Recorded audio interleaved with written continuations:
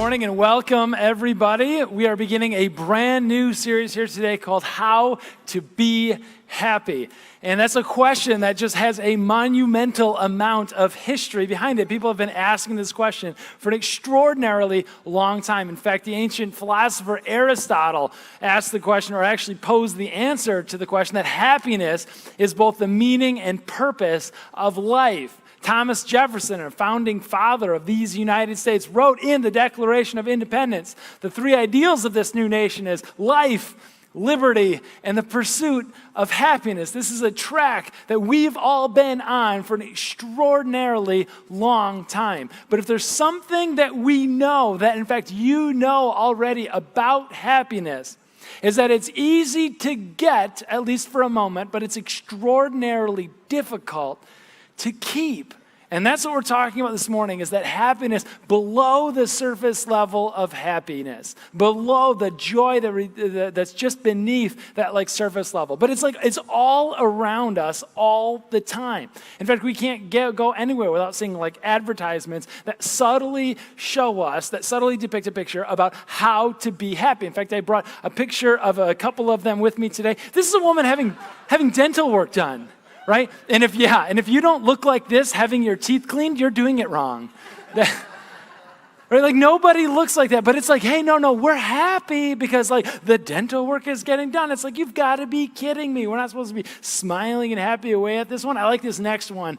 It kind of subtly shows the picture of a woman, right? And just the way that the man, the guy is blurred out in the background, but the ring is in focus, just says all kinds of things about culture, right? That's an indictment just right there. We can't see his face, but if you could look around from the other side, he is in a full-out panic because he now has to figure out how to pay for that happiness on her finger.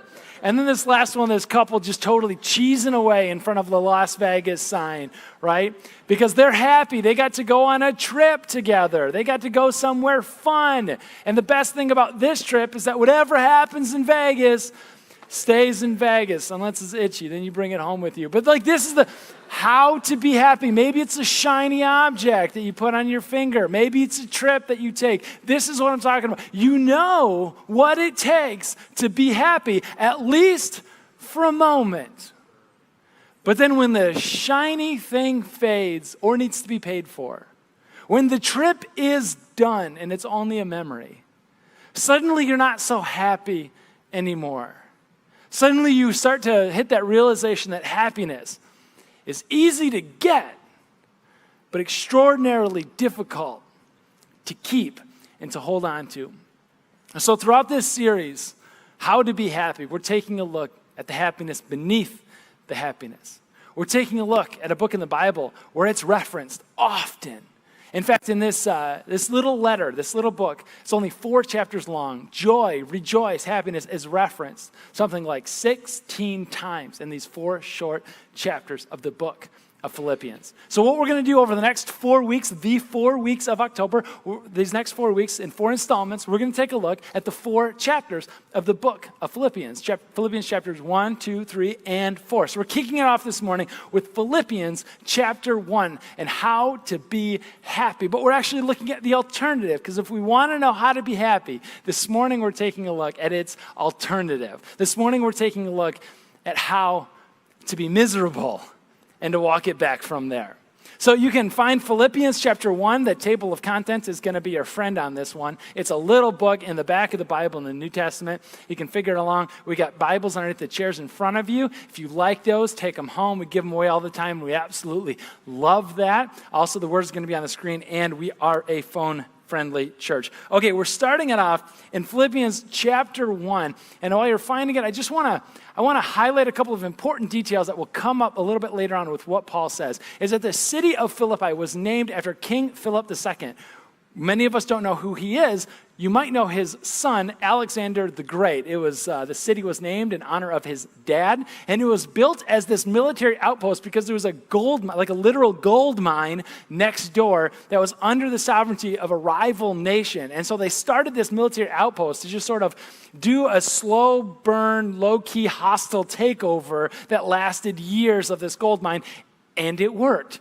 In fact, it became, because of then the mining, it became more than just a military town or outpost. It became like this military city. So you think of Philippi like you would think of like Colorado Springs for the Air Force, or Pensacola, Florida, or Norfolk, Virginia. It's one of these towns that like everybody has some connection, whether you're active duty military or maybe you're retired military or supplier. Like everybody has a connection. It makes them fiercely loyal to the nation of Rome in Paul's day. And that's going to be important, especially as we get on to some of the citizenship questions in part 4. But a little bit later we'll get to that. What we also have to know about the city of Philippi is that Paul's been there before.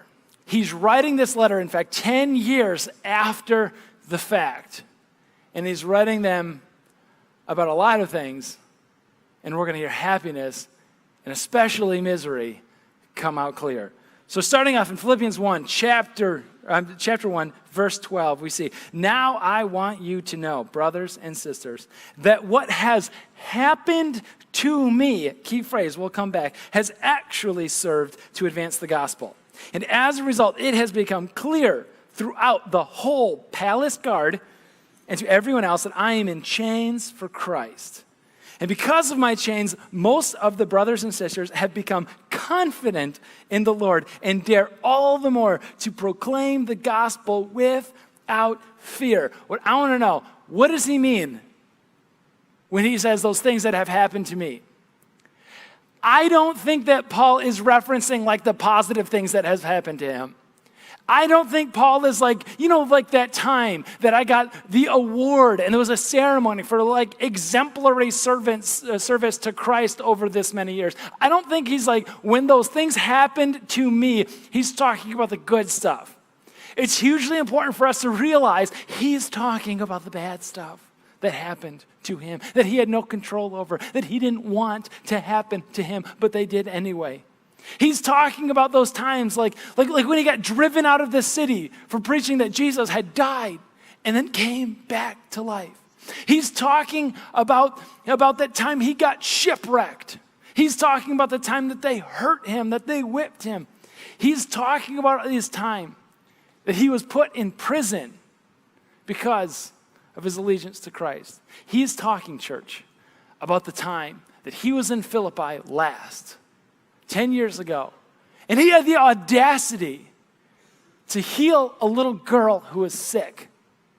And because the city leaders, some of them thrived and made money off a little girl's sickness, and he interrupted that with this miraculous healing, they had the audacity to put him in jail, to put him in prison. And it's not just any kind of prison, because remember, this is a former military outpost. They put him in the military jail, in what was called the inner sanctum, the deep, dark basement of the prison. They put his feet in stocks so that even if the door were to open, he couldn't walk out, much less run. They put him down in this deep, dark dungeon and locked him away where he didn't know if he would ever get out again. They put him down in this deep, dark dungeon in the bottom of the basement of the prison, which is important to also know, to paint a picture of the whole thing. When people upstairs did their thing and they ate and they drank without proper sanitation, especially in the prison. And then when they went through them, gravity was not on his side in the basement. That was his life. That's what he remembers as being in the city of Philippi. And even now, he's writing, and he's in prison again. He's in jail in Rome this time, probably. And he's writing to the people, and he's going, even now, I'm in jail again. I've been called into this extraordinary ministry by Jesus Christ himself, and still, I'm in jail. But those things that have happened to me, listen, you want to be miserable? Step number 1 is tie your happiness to the circumstances around you. Those things that happen to you. He goes, this is so easy, it's so simple. I can look at so many different things. I was shipwrecked, I was run out of town. I was in prison several times. And now I'm writing still from prison. You want to be miserable, tied to the circumstances around you. But happiness, but joy is found somewhere else. He's talking about joy in the story. He's going, no, I am a prisoner for Christ. You see, Paul had this thing. He really, really wanted, and he believed it was his mission, to bring the message, the gospel message of Jesus Christ, dead and resurrected, to the emperor himself, Nero. Like that emperor, Nero, the historical guy, real guy. Paul wanted a face-to-face with Nero so that he could share the gospel message with him. But he knew that there was no way he was ever going to get just a meeting with the emperor of Rome. That sort of thing didn't happen. He didn't have enough money to bribe his way in to get that meeting. So he settles for the next best thing. He goes, now I'm now in Rome. And they arrested me and put me in jail. In fact, they chained me to one of the royal guardsmen. Like the emperor's own army, like his personal guard, takes turns, 3 8-hour shifts, round the clock, being chained up next to me. And so I can't get away. This is my chance. Paul's looking at it, and they chain him next to him, right? And they think Paul's chained up to him. But Paul knows they're chained up to him. Because this palace guard comes, and they lock arms together, and like, let's start this 8-hour shift. And Paul looks over, and he goes, you want to hear about Jesus? And he doesn't have a choice. 8 hours long. Paul just shares his testimony with. And then it's like, finally, I'm done. Unlock. Next guy comes in, locks himself up. And what does Paul? You want to know about Jesus? And they just take turns around the clock. And Paul shares the message of the hope that he has in Jesus Christ, no matter what. And we start to find out it made a difference. It started with the palace guard. Many of them believed, it says. And they would go back to their homes, and they would go back to their neighborhoods, and they would bring that message with them. And then all of a sudden, other people in the palace start to believe. It starts with like the cooks and the cleaning staff and the soldiers, and it kind of starts to work its way up. And Paul's like, no, it's not so much that I'm chained to the guard is chained to me. If you want to be miserable, you tie your happiness and your joy to circumstances. If you want that joy, that happiness underneath the happiness, you change your perspective. Shift your focus like Paul did. So I've got a friend and a mentor who's much older and wiser than me, and he's been through some life. And he's a banker. And I hear about his job. He's a commercial loan lender, which means that he takes all the information of a small business idea or any kind of business idea, and he puts it all the numbers in the spreadsheet and the formulas and the computer at the desk, and then he decides whether or not he's going to give somebody the loan or not. And listen, it sounds like the most boring job in the world. And I'm sorry, some of you are bankers, maybe you're future bankers or something like that. Like, it just sounds dreadful to me. And I'm looking at it going like, so like seriously, all day, you're chained to your desk. He goes, it's not so bad. I found joy in the work. And I look at it as just like number crunching, formula, spreadsheets, that's it. He must be pretty good at it because he got to become vice president of the bank doing this sort of thing. But he goes, no, this is the joy that he brings out of it. He goes, no, Dirk, I make dreams come true. Like as a Jesus follower himself, he goes, people come to me with a restaurant idea or some other kind of business that I believe God has put, this vision for our city, that God has put on their heart. And I'm the guy that gets to help them make that dream happen. And I'm like, that is a shift in focus that I did not anticipate. But then I'm like, okay, but listen, what about the people you've got to say no to? Right? Like they pour out their dream, they pour out all their hopes and the vision for this city or this neighborhood or whatever they want to do. And you have to turn to them and just say, no. And he goes, oh man, that's great too. Because I've also seen what this thing can look like when it goes bad. And so not only do I get to make dreams come true when I say yes, but I prevent nightmares from becoming reality by saying no. Or sometimes just not yet. And so whatever the answer is, I'm either helping somebody's dream come true or I'm preventing a nightmare from overtaking their lives. No, this job, I'm not chained to my desk and my computer and my spreadsheets and formulas. My spreadsheets and formula and desk and computer are chained to me. They are my tools that I use to make dreams come true and nightmares to stay away. And I'm going, this shift, not in circumstances, but in perspective, is incredible. And so I'm testing this out. And there's two people that you never want to have to call in an emergency. And it's a plumber and electrician. I am just offending everybody. There's nobody that's going to come to this church anymore. But listen, you get it though, because it also means that you're either out of water or power's out, right? Something's wrong. Something's broken and needs to be fixed. You don't want to call those people. But when you do, you can be miserable about it.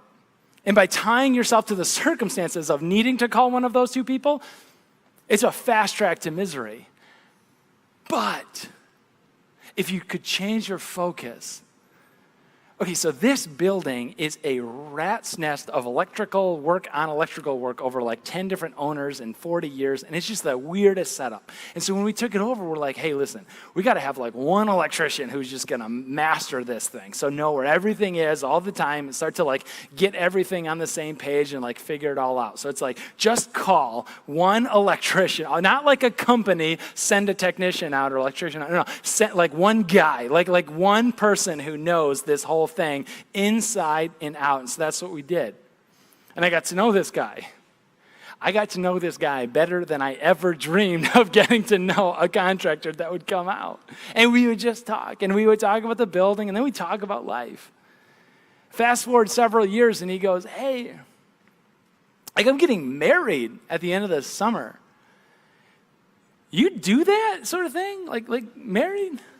And I'm like, well, let's have a conversation about Jesus for just a minute. And he goes, yeah, church is in the background. I did some of that. I don't know if it's like for me, I got no objections to the whole thing. Like, yeah, I believe, but it just hasn't like taken over. So like, oh, awesome. Okay, so let's just talk more about that. So we talk more about that, have a couple meetings, a little more electrical work getting done. I invite him to church. He accepts the invitation with his fiance, and they show up. They show up, and they leave, and they're like, whoa, I had no idea that church could be fun and interesting. And I'm like, thank you for the extraordinarily low bar to hit. He goes, it's fantastic. And so we do our premarital thing, right? And we get ready. Now, they live way outside, way north of town. So it was a huge deal for them even to come to church once. But we do the thing, and then summer goes by, and we don't talk all that much until like wedding comes around. We start to catch up again, and it's at that moment in the wedding, right, where everybody is seated down, and the moms are up, and they're like lighting a candle or doing something up there, and like we're all lined up. And the way I do it is I got me, and the first people that go out is me and the groom, and we're just standing there just for a moment, like waiting for the signal, right? And he looks over at me, and he goes, hey, we found a church. And I'm like, oh, no kidding. He goes, yeah, we found a church. We started attending at the beginning of the summer. I don't think we missed a weekend all summer long. It has changed our lives, and I think it's going to change our marriage for the better. And I'm not kidding. The music starts, and we both start walking down. And I'm like, what is happening right now? I got to call an electrician.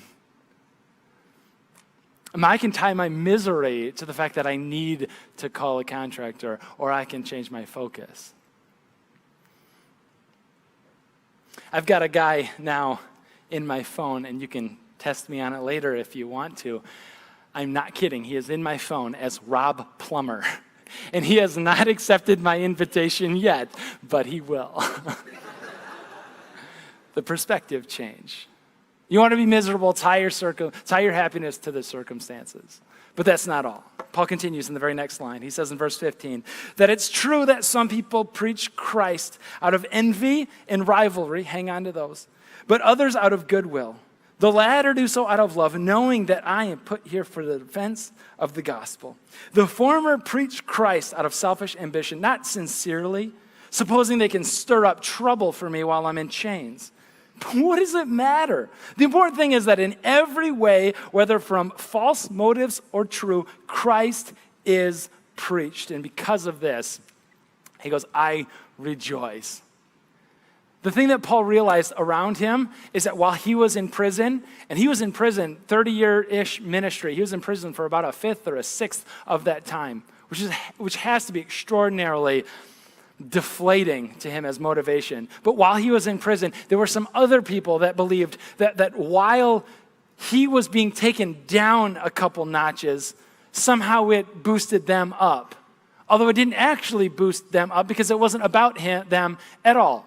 It's just that their reference point wasn't Jesus, wasn't what God was doing in and through them. Their reference point was Paul. So if Paul's went up, then they would feel like they were lower. And if Paul went down, the envy and the jealousy, the rivalry that Paul mentioned, made them feel like they went up. And this was happening, by the way, not outside of the church. He references it inside of the church. How ugly is that? Listen, you want to be miserable? You want to be miserable? Number two, compare yourself to other people. Compare your situation, your success, your relationships, your calling. Compare that to somebody else. Use them as a reference point. You will find that somebody else is prettier, richer, smarter, and more successful than you are in whatever scale you use. If you want to be miserable, use somebody else as the reference point. You'll get there every single time. And it is ugly, and in this comparison trap, nobody wins. It's a true story. My daughter is, she's in third grade, she's 9 years old, and because on her soccer team, nobody wants to play goalie, so offending goalies, she is in the net as goalie now because everybody has to take turns. And she doesn't like it, and however nervous she gets, I'm 10 times more nervous.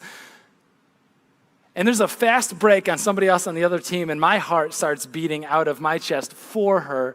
And the person just winds up and just clocks the thing. And she doesn't even get a hand on it. It goes right to screaming to the back of the net. I couldn't have stopped that ball. No way. Right? And I feel so deflated, like, for her, right? And so eventually she gets called out. It's the halftime. They change goalies. New girl comes in. New girl comes in. I'm watching the little girl, third grader, 9 years old, at goalie. And the same thing happens. Fast break, player comes out, and the player winds up and just creams it. And again, screaming to the back of the net. And I'm telling you, church, there is a part of me that actually delighted in the fact that another third grade, 9-year-old girl failed on our team. Because I was just happy that Lily didn't have to be the only one who let a goal by, even though there was nothing they could do. And goalkeeper's like, that's the problem with the defense right there. It shouldn't be the goalies. And I'm with you. And it is such an ugly thing. And nobody wins in a comparison like that, using someone else as a reference point.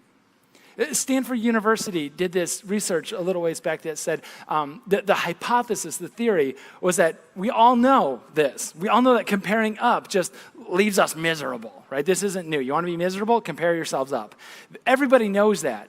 And so the theory was that, but what if we compare down? So we all know that it makes us miserable to look at people who are smarter, happier, richer, whatever. Like, that is a recipe for disaster. But what about looking down to people who have less relationship, less stuff, less success, less notoriety, less influence? What if we compare down? I'll bet the hypothesis is if we look up, it makes us miserable. If we look down, it makes us happier. What they found is that wasn't the case at all. In fact, both groups were miserable. The only group that came out as reasonably content with their place in life was the group that wasn't looking outside at all. Was the group that had their own internal metric, their own internal scale, measuring stick of what they wanted to do and who they hoped to be, and if they were hitting that or not. That was the group that was happy. It had nothing to do with the comparison at all. That was only correlated with being miserable.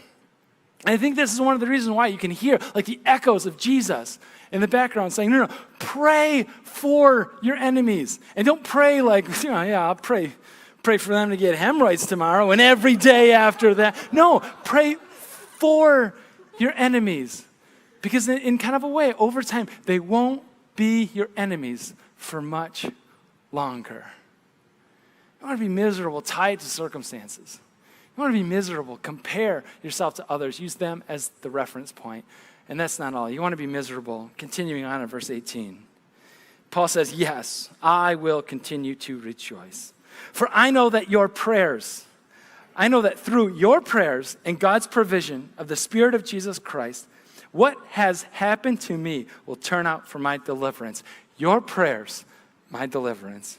I eagerly expect and hope that I will in no way be ashamed, but I have sufficient courage so that now, as always, Christ will be exalted in my body, whether by life or by death. For to me, to live is Christ, but to die is gain. If I'm going to be honest with you, I have like this picture of Paul, that he's kind of like this curmudgeonly, grumpy guy all the time. I have this like picture of Paul because of some of the things maybe that he wrote or just his general disposition. I have this mental picture of Paul, that he's the kind of guy that is best learned from on ink and paper and not face to face, right? Like he's a guy that I'd read his book, but I really don't want him in my small group. Like he's that kind of in your face guy. And I have to confess, I think that's wrong. I think that's missing the mark on him. You can hear in his letter to the Philippian church that he loves them so deeply.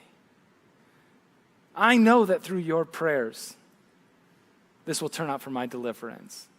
He starts off in Philippians chapter 1, in all my prayers for all of you, I always rejoice. For your partnership in the gospel. In fact, that's why we call commitment to this organization, Encounter Church, why we call it partnership. It came right from Paul because he was on the journey with them. If you want to be miserable, last one, do life alone. But the happiness underneath the happiness, that joy that cannot be taken away, is found in life together. One more bit of research is that people have studied longevity and what it takes to live a long life. And again, the working hypothesis going into the study is that we know doing life together is just physically good for our bodies and our well-being. So the hypothesis going in is that those people who have someone to care for them, someone to look after them, someone to take them to doctor's appointments, somebody to go to the grocery store on their behalf, the working hypothesis is that if you have somebody like that in your life, that is the key. That's one of the secrets to longevity. They found that was close. Although the real secret to longevity isn't having somebody care for you, but you having somebody to care for.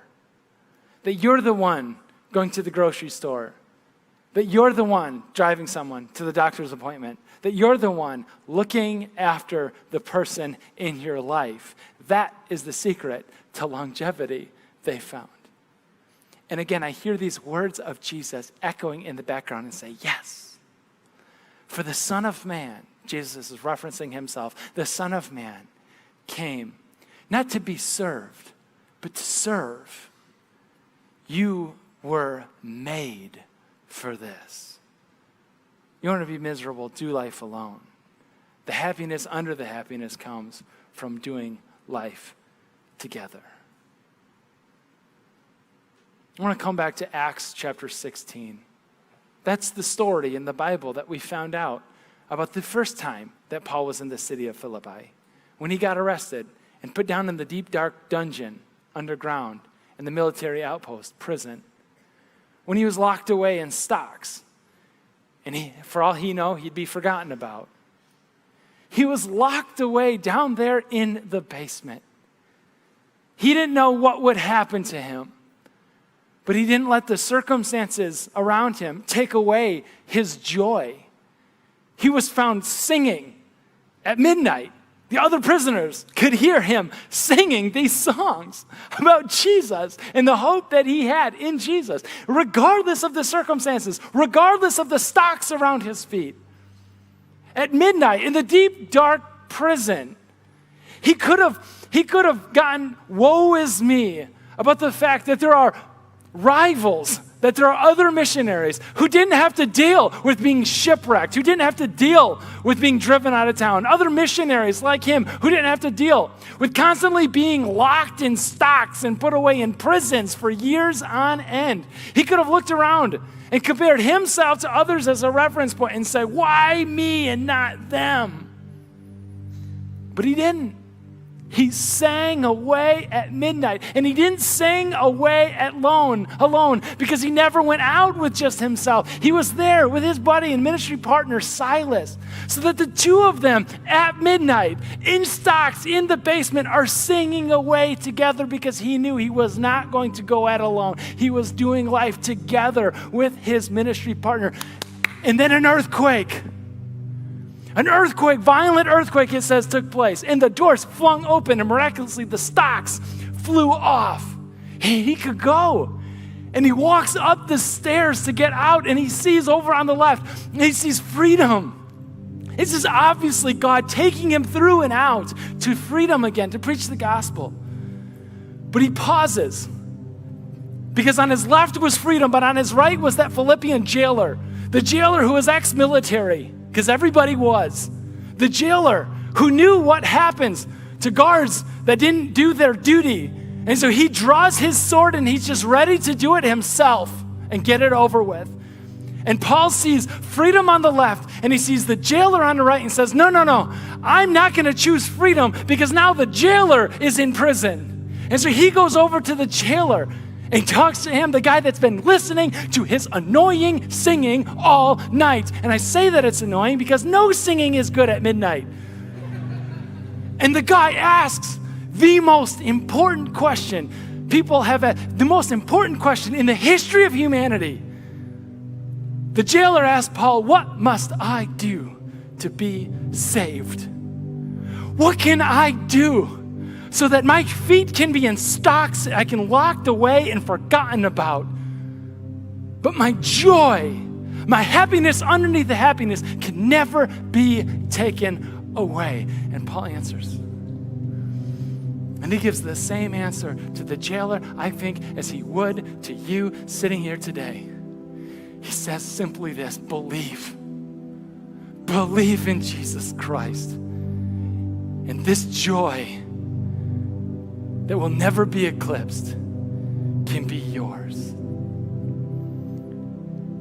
In just a moment, we're going to sing a last song, and we have a team set up at the prayer table in the back. If you want that joy, if you want to know that you're not alone, if the circumstances are pressing in, if you're using others as a reference point, go to the table in the back and just ask for the joy of Christ to be yours. I invite you to stand up. Let's pray together. Our gracious God in heaven, Lord,